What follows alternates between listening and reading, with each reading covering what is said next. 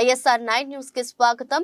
గత ఎన్నికల ముందు జగన్ హామీ ఇచ్చినట్టుగా కులం, మతం, వర్గం, ప్రాంతీయం చూడకుండా అర్హతే ప్రమాణికంగా అందరికీ సంక్షేమాన్ని పారదర్శకంగా అందించారని, చంద్రబాబు హయాంలో జై జగన్ అన్నందుకు వృద్ధాప్య పింఛను తొలగించారని, చంద్రబాబు జగన్ పరిపాలనను బేరీజు వేసుకుని మేలు చేసిన వారికి ఓటు వేయాలని రాష్ట్ర జలవనరుల శాఖ మంత్రులు అంబటి రాంబాబు వివరించారు. నెకరికల్లు మండలంలోని కుంకలగుంట గ్రామంలో జరిగిన వైఎస్ఆర్సీపీ భారీ బహిరంగ సభలో ఆయన ముఖ్య అతిథిగా పాల్గొని ప్రసంగించారు. ఈ కార్యక్రమానికి మండల కన్వీనర్ భవనం రాఘవరెడ్డి అధ్యక్షత వహించారు. ఈ సందర్భంగా మంత్రి అంబటి మాట్లాడుతూ జన సైనికులు సీఎం అని కేకలు వేశారని, చివరికి చంద్రన్న సైనికులయ్యారని చురకలు అంటించారు. పవన్ రాజకీయాలకు పనికిరాడని, పవన్ ను నమ్మి మోసపోవద్దని కాపులను హెచ్చరించారు. పల్నాటి పౌరుషంతో పాటు మీ ప్రేమను కూడా పంచి ఆశీర్వదించాలని ఆయన అభ్యర్థించారు. కార్యక్రమంలో ముందుగా వేలాది మంది కార్యకర్తలు మంత్రి అంబటిని, అనిల్ కుమార్ ను భారీగా స్వాగతించారు. అసెంబ్లీ అభ్యర్థిగా మూడోసారి పోటీ చేస్తున్న నేను, అదేవిధంగా పార్లమెంటు అభ్యర్థిగా మొదటిసారి మన పార్లమెంట్ ను పోటీ చేస్తున్నటువంటి అనిల్ కుమార్ యాదవ్ గారు ఈరోజు కుంకలగుంట గ్రామం వచ్చి మిమ్మల్ని అందరినీ పరిచయం చేసుకొని మీ 2 ఓట్లను వైఎస్ఆర్ కాంగ్రెస్ పార్టీ అభ్యర్థులైన మాకు వేయవలసిందిగా అర్థించడానికి మేమిద్దరం మిగతా నాయకులతో పాటు కలిసి వచ్చాం. కలిసి వచ్చినప్పుడు మీరు పలికిన స్వాగతం, అద్భుతమైనటువంటి స్వాగతాన్ని మా ఇద్దరికి మీరు పలికారు. బ్రహ్మాండమైన సమావేశాన్ని ఇక్కడ ఏర్పాటు చేశారు. ఈ సందర్భంగా నేను కొన్ని మాటలు మీకు చెప్పవలసినటువంటి అవసరం ఉన్నది. నా తరువాత మన పార్లమెంటు అభ్యర్థి అయినటువంటి అనిల్ కుమార్ గారు మాట్లాడతారు.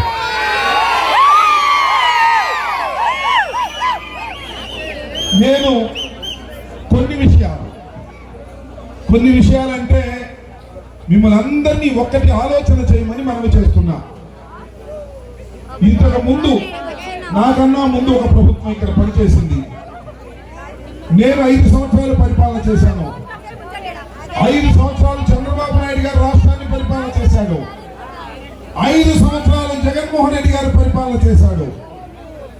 ఏ ప్రభుత్వం బాగున్నదో బేరీజు వేసుకోవలసినటువంటి అవసరం ఇప్పుడు వచ్చింది అని నేను మనవి చేస్తున్నా.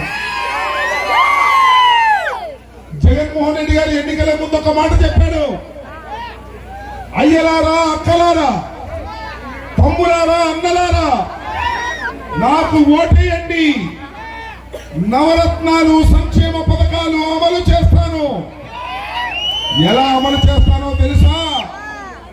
కులం చూడం, మతం చూడం, ప్రాంతీయం చూడం, రాజకీయాలు అసలు చెప్పాడు. అధికారంలోకి వచ్చాడు. కులాన్ని చూసి డబ్బులేశాడా? ప్రాంతాన్ని చూసి డబ్బులేశాడా? పార్టీలను చూసి డబ్బులేశాడా? పేదవాడైతే చాలు, వాడికి సంక్షేమ కార్యక్రమాలు అందించాలి అని అందించారు జగన్మోహన్ రెడ్డి గారు. మనం చేస్తున్నా విజయపురి నుంచి వచ్చిన సింహం మన అనిల్ కుమార్ యాదవ్ నాకన్నా ముందుగా మంత్రి చేశాడు. 2 సార్లు జగన్మోహన్ రెడ్డి గారు టికెట్ ఇస్తే గెలిచాడు. అన్నా అనిలన్నా నర్సరావుపేటలో నిలబడు అంటే అన్నా శాసనసభకే నిలబడతానన్నాడు. లేదు, నువ్వు రావాల్సిందే అంటే వచ్చి ఇక్కడ పోటీ చేస్తున్న వ్యక్తి విశ్వాస పాత్రుడు. ఎందుకు ఈ విషయాలు చెప్తున్నానంటే, మేమిద్దరం రాజశేఖర రెడ్డి గారికి, జగన్మోహన్ రెడ్డి గారికి, మీకు విశ్వాస పాత్రులమని మనవి చేస్తున్నాం. మరి మా మీద పోటీ చేసేవాళ్ళు ఇద్దరు నా మీద పోటీ చేసి ఆయన అరే ఎన్ని పార్టీలు మారాడు దుంపదగా. కాంగ్రెస్ లో ఉన్నాడు. కాంగ్రెస్ పస అయిపోయిందని కాంగ్రెస్ లో 4 సార్లు మంత్రి చేశాడు. కాంగ్రెస్ ఉన్నన్నాళ్ళు మంత్రి చేశాడు. రాజశేఖర రెడ్డి గారి కేబినెట్ లో కూడా మంత్రి చేశాడు. కాంగ్రెస్ పని అయిపోయేటప్పటికి ఎక్కడ చేరాడయ్యా? బీజేపీలో చేరాడు. బీజేపీలో చేరి మళ్ళా మరింక చూశాడు. జగన్మోహన్ రెడ్డి గారి పార్టీలో చేరతానని ఎన్నికలకు ముందు కారు వేసుకొని బయలుదేరి మళ్ళా అమిత్ షా దగ్గర నుంచి ఫోన్ వస్తే గుండె జబ్బు వచ్చిందని హాస్పిటల్లో దూరినటువంటి వ్యక్తి ఆ వ్యక్తి అని మనం చేస్తున్నాం.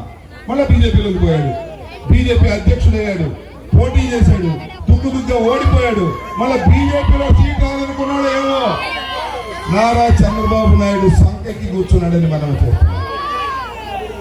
వైఎస్ఆర్ కాంగ్రెస్ పార్టీకి ముందు కాంగ్రెస్ పార్టీలో ఉన్నప్పుడు నారా చంద్రబాబు నాయుడిని విపరీతంగా తిట్టినటువంటి వ్యక్తి, వాడు వీడు అన్నటువంటి వ్యక్తి ఇవాళ చంద్రబాబు సంఖ్యకి నా మీద పోటీ చేయడానికి వస్తున్నాడు. ఆయన విశ్వాస పాత్రుడా, విశ్వాసఘాతకుడా ఆలోచన చేయమని మనం చేస్తున్నాం. అతను విశ్వాసఘాతకుడు, పార్టీలు మార్చే వ్యక్తి అని మనం చేస్తున్నాం. మరి అనిల్ కుమార్ మీద పోటీ చేశాను ఎవరండి? మొన్నదాకా మనముదే ఉన్నాడు. మొన్నదాకా ఫ్యానో ఫ్యానో ఫ్యానో ఫ్యానో అన్నాడుగా. ఏం లేదు, సింపుల్. ఒకే ఒక్క మాట జగన్మోహన్ రెడ్డి గారు అన్నాడు, అన్నా ఏ నియోజకవర్గాలు ఉన్నాయి? 7 నియోజకవర్గాలు ఓసీలకి ఇచ్చేశాను, 2 కాపులకి ఇచ్చాను, 2 తమవారికి ఇచ్చాను, 3 రెడ్లకి ఇచ్చాను. అన్ని ఓసీలకి ఇస్తే బాగోదన్నా, ఇది బీసీకి ఇద్దాం, యాదవ్కి ఇద్దాం, నువ్వు వెళ్ళి కాస్త లేచి ఆ గుంటూరులో పోటీ చేయమన్నాడు. నేను ఇక్కడే పోటీ చేస్తాను చెప్పింది నన్నా. గుంటూరులో వెళ్ళి పోటీ చేయి, నువ్వు గెలుస్తావు, గెలవకపోతే రాజ్యసభ ఇస్తాను, వెళ్ళు అని ఆదేశిస్తే నేను వెళ్ళను, దాని నుంచి సైకిల్ ఎక్కుతా అని సైకిల్ ఎక్కాడు. సైకిల్ ఎక్కుతున్నాడు, తుప్పు సైకిల్. శ్రీకృష్ణదేవరాయలు గారు బాగా డబ్బుల్లో లావుగా ఉంటాడు, అందుకు పార్టీలు మార్చిన ద్రోహులు వాళ్ళు, విశ్వాసఘాతకులు వాళ్ళు. ఇవాళ నరసరావుపేటలోను ఈ శాసనసభలోను జరుగుతున్నటువంటి పోరాటం విశ్వాసఘాతకులకి, విశ్వాస పాత్రులకి జరుగుతున్నటువంటి ఎన్నిక అని మనం చేస్తున్నాం. ఈ ఎన్నికలో మీరందరూ ఆశీర్వదించాలి. జగన్మోహన్ రెడ్డి గారిని మళ్ళా అధికారంలోకి తీసుకురావాల్సినటువంటి బాధ్యత మీ అందరి మీద ఉందని మనం చేస్తున్నాం. అపూర్వ స్వాగతం పలికిన ఊరు పొరుగుతున్న వైఎస్ఆర్ కాంగ్రెస్ పార్టీ నాయకులకు, కార్యకర్తలకు, గ్రామ ప్రజలకు, అక్కడక్కడ తెలుగుదేశం పార్టీ సోదరులకి కూడా, ఎందుకంటే మేము వచ్చేటప్పుడు అక్కడక్కడ తెలుగుదేశం చెప్పారు కాబట్టి వాళ్ళకు కూడా పేరు పేరు కూడా ధన్యవాదాలు తెలియజేసుకుంటా ఉన్నాను. మే 13న మనకి ఎన్నికలు జరగబోతా ఉన్నాయి. ఈ గ్రామంలో ప్రతి ఒక్కరిని కూడా ఆలోచన చేయండి. రేపు జరగబోతున్న ఎన్నిక 5 సంవత్సరాల జగన్మోహన్ రెడ్డి పరిపాలన, ఆయనతో పోటీ పడుతున్న తెలుగుదేశం పార్టీ కానీ పచ్చ మీడియా కానీ చెప్పుకుంటుంది మేధావని, రకరకాలు చెప్పుకుంటున్న Telugu Desam party, Janasena, BJP party పొత్తులు కలిపి రేపు మన ముందుకు వస్తా ఉన్నాయి. ఈ గ్రామంలో ప్రతి ఒక్కరిని కూడా ఒకటి అడుగుతా ఉన్నాం, ప్రతి అక్కని ప్రతి చెల్లిని అడుగుతా ఉన్నాం. ఒక్కసారి మీరందరూ కూడా ఆలోచన చేయండి. 5 సంవత్సరాల జగన్మోహన్ రెడ్డి పరిపాలనలో ఏదైతే 14 సంవత్సరాలు ముఖ్యమంత్రిగా చేసిన చంద్రబాబు నాయుడు వాళ్ళు చెప్పుకుంటున్న మేధావనుకుంటున్న వాళ్ళు ఏ రోజైనా మన అవ్వాతాతలకు పెన్షన్ ఇంటికి వచ్చి ఇవ్వాలా? వాళ్ళు ఎండని కాకుండా స్కూల్ దగ్గర గంటల తరబడి ఎండలో నిలబడి పెన్షన్ తీసుకుంటున్నారు. అలా కాకుండా 6 గంటలకల్లా వాళ్ళ ఇంటికి వెళ్ళి డబ్బులు ఇవ్వాలని ఆలోచన చంద్రబాబు నాయుడు చేశాడా, లేకపోతే మీ బిడ్డ జగన్మోహన్ రెడ్డి గారు చేశారని ఆలోచన చేయండి. మేధావులు చెప్పుకుంటా ఉంటారు చంద్రబాబు నాయుడిని. ఏ రోజైనా మన పిల్లలు బాగా చదువుకోవాలా, మంచి స్కూలుకు వెళ్ళాలా, పెద్ద పెద్ద బిడ్డల్లాగా యూనిఫామ్లు వేసుకొని బెంచ్ల మీద కూర్చొని మంచి చదువులు చదవాలా అని వాళ్ళకి ఖర్చులకి కానీ ఆ తల్లికి ఇబ్బంది లేకుండా అమ్మఒడి లాంటి ఒక కార్యక్రమం ఉండాలి అని ఆలోచన చంద్రబాబు నాయుడు చేశాడా, జగన్మోహన్ రెడ్డి గారు చేశారా అని ఒక్కసారి ఆలోచన చేయండి అమ్మా. ఈ గ్రామంలో దాదాపు 80 నుంచి 90% మందికి అమ్మఒడి గాని చేయూత గాని ఆసరా వస్తున్న మాట వాస్తవం కాదని అడుగుతా ఉన్నా. 2019 ముందు ఏమన్నా వచ్చినాయా? దాదాపు సంక్షేమంతో ఈ ఒక్క గ్రామానికి జగన్మోహన్ రెడ్డి గారు ఎంత ఇచ్చుంటాడో తెలుసా అమ్మా? అక్షరాల 50 కోట్ల రూపాయలు జగన్మోహన్ రెడ్డి గారు ఈ గ్రామంలో పేదలకు. ఇదే 2014 నుంచి 19 దాకా ఎంత పంచుంటాడు? కనీసం 1,00,000 రూపాయలు కూడా పంచలేదు. కాబట్టి ఆలోచన చేయండి. ఇందాక చెప్పినట్టు ఈ గ్రామంలో తెలుగుదేశం పార్టీ నాయకులు కానీ కార్యకర్తలు కూడా అడుగుతా ఉన్నా, అన్నా మీరు నిద్రపోయేటప్పుడు ఒక్కసారి గుండెల మీద ఆలోచన చేయండి. మీ దగ్గరికి వచ్చి ఎవరైనా మీరు తెలుగుదేశం పార్టీకి ఓటేశారు కాబట్టి మీకు అమ్మఒడి ఇవ్వను, మీకు చేయూత ఇవ్వము, ఆసరా ఇవ్వమని ఏ ఒక్కరైనా చెప్పారని అడుగుతా ఉన్నా. జగన్మోహన్ రెడ్డి గారు ఒకటే చెప్పాడు,